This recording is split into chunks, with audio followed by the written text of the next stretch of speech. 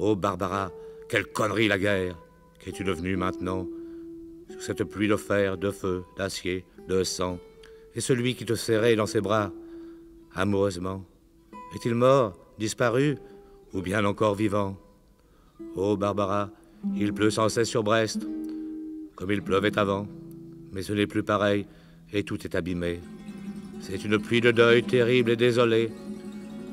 Ce n'est même plus l'orage de fer, d'acier, de sang, tout simplement des nuages qui crèvent comme des chiens qui disparaissent au fil de l'eau sur Brest et vont pourrir au loin, très loin de Brest, dont il ne reste rien.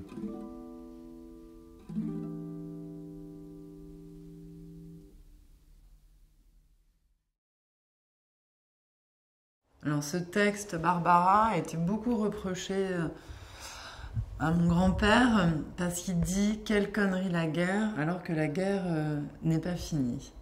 Donc il s'en est expliqué, il s'en est beaucoup défendu.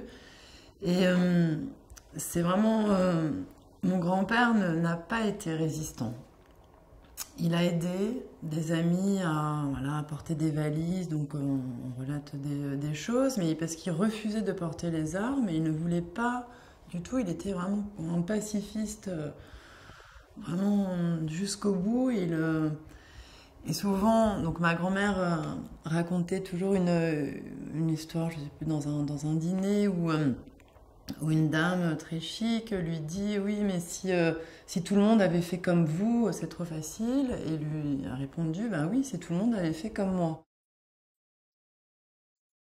Mon grand-père part, au début de la guerre, de la guerre de 40, il part en zone libre à Nice, dans le sud de la France. Il part à pied avec ses amis avec qui il travaille, avec Joseph Cosma, Alexandre Trener. Et à Nice, au studio de la Victorine, donc va se tourner Les Visiteurs du Soir, Les Enfants du Paradis. Et Cosma et Trener sont juifs, donc ne peuvent pas signer de leur nom ou un prête-nom. Les films se font dans une maison reculée à Tourette-sous-Loup, dans l'arrière-pays. Et c'est aussi assez incroyable d'imaginer, et mon grand-père habite avec eux, d'imaginer aussi comme ça toute cette équipe qui cohabite dans une même maison comme en phalanstère. Et Alexandre Trener, qui est vraiment son grand ami, qui vient de Hongrie, et qui sont enterrés à côté.